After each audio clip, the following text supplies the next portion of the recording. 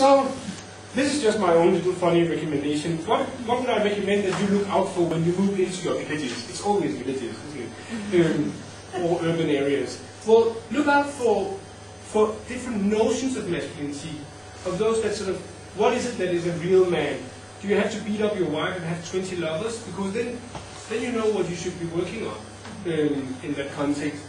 And what takes masculinity away from a man is preparing the coffee enough for a boy not to be a real boy. And this points in the direction of a lot of new gender research that is out there, which is called performative gender.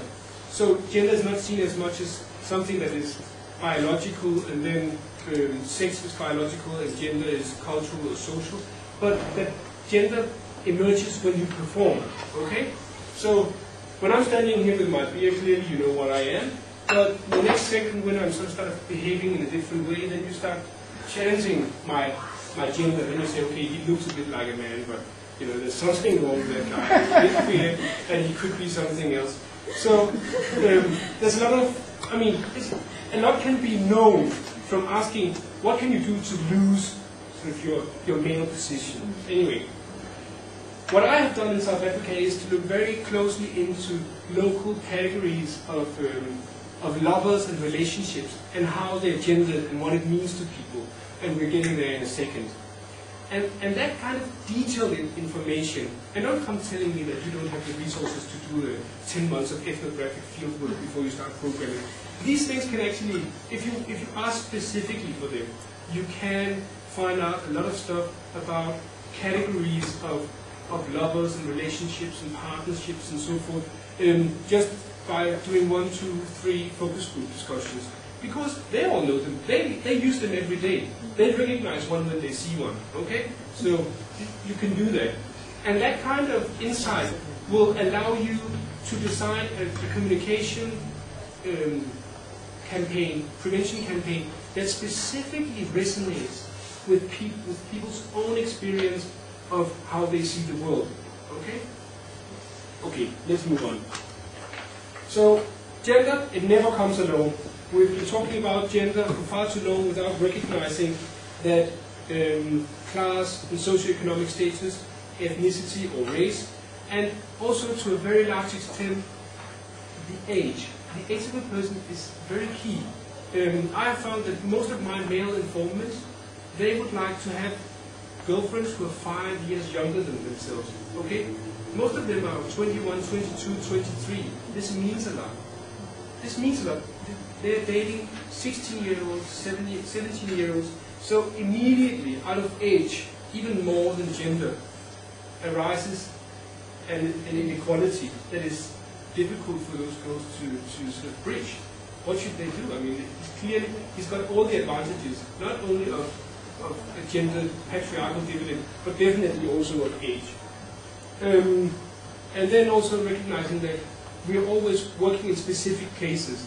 We often talk as if, you know, it could be the entire Ugandan map, or the entire Tanzanian map. We have to move closer, say, we're working within school environment, we're working within a village environment, we're working within, so that we know what we're talking about. Okay, enough of all this research nonsense. I have to do it because now I'm a researcher, so I'm supposed to comply with your role. I want to take you back to Limpopo.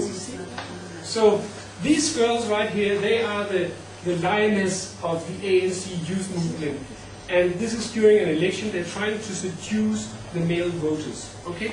And I found that very telling because they're not really allowed to. Somehow the guys will find a way of marginalizing them within the political space. But these girls, they're still trying to do whatever is left for them to do. The guys see them as having bodies and emotions, but not as having the faculty for reason. So, okay, they say, well, if that's the game, then we're entering the game on those premises. So they tore their t-shirts, showed their breasts, and they went around seducing the male voters, literally. That was what they set out to do, and they did it. But that was a very framed agency. Okay, so it's female agency, but it's not like they're not social actors who could do whatever they wanted to do. they had to comply with the framework that was in a way determined. It was left to them to play on their gendered bodies, and so they did. Anyway, I said this whole thing of typologies or categories of lovers, and my informants, or interlocutors, that's what they call these days, they use this thing called direkte. Direkte comes from Afrikaans, from Boer language, and means the right one. But the right one is not the only one, in the sense that we know from the movie Den Eneste Ene. It's not a romantic ideal of the only one. It's the one who's respectable and so forth. I'll get back to that. Anyway, then they talk of course pushers, because it's in the educational context. You get so extremely bored while you're at campus, so you need somebody to comfort you, and that one becomes a course pusher, because you can't pass your courses if you're so bored. Anyway. Then what is pushing? Yeah, well, you're pushing your courses. You're surviving. You're coping. Yeah, you pass one course, so you're pushing courses with your course pusher. Then there are cherries, you know, the berry, which is also called a roll-on deal, sort of a makwepeni, it's called in the local language. And cheese boys and cheese girls, ministers and chickens, taste. They pass, takeaways and sidekicks. I'll explain all of this in a second. But they use this, okay? They start, oh, that's a cheese boy. And they call me a cheese boy as well. We'll get back to that. So, direkte is the one who reserves respect and dignity. Okay? So, many of my male informants, they have a direkte back home with whom they've got a kid. And she's supposed to be respected. And one day they will pay Lobola for a bride price. And that's the real thing. But at the same time, they've got some of the other lover categories on campus. And it's all very meaningful to them, okay? Because direkte is the right one, but not the only one. She's not supposed to be the only one. Whether she agrees or not, that is a different issue altogether. Sometimes I'm trying to ask about that. They say that you can't share your worries, okay? You just keep her there. She's supposed to be happy. Don't tell her about all the things that bothers you and knocks you down, because you don't let, she's going to bring it back. 2 weeks later, she's going to ask again, well, what happened to all those worries and that thing that, you know, don't tell her, because she's just supposed to be kept happy and pretty, and then everything is fine. And ideally, it's easier to maneuver all this if she doesn't know about the roll-ons and the chickens and anyway. So, I already told you it refers to the educational setting. You're bored, so you need to push courses. Sometimes that was operated in a way that a third-year student, male student, would have a lover that was a first-year female student. That way he's got the upper hand, he can show her around, she knows nothing about this campus, I know everything. But that's not the only thing. They also meet on equal terms, but sometimes you can also date a lecturer. That will make it sometimes a lot easier to pass your courses.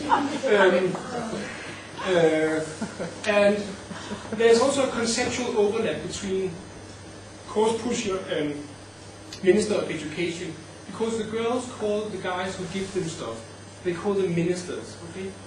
So, minister of transport, that is a boyfriend who's a taxi driver, because you can call him and he can take you places. The minister of finance is the one who's got cash enough to really. Minister of telecommunication is the one who can buy you airtime vouchers, pay as you go. And to us this sounds sort of halfway to prostitution. We call it transactional sex, isn't it? But to them, transaction, you know, is often the real sign or real indication of love. He gives me money, he loves me, you know. It goes to show, and it goes very much against our Western idea of how love and materialism plays into each other. But I'm still trying to find a very clever way of writing all that up that will land me on the front page of all the anthropological journals. But that still remains to be sorted out. You will have to wait a bit for that. Anyway.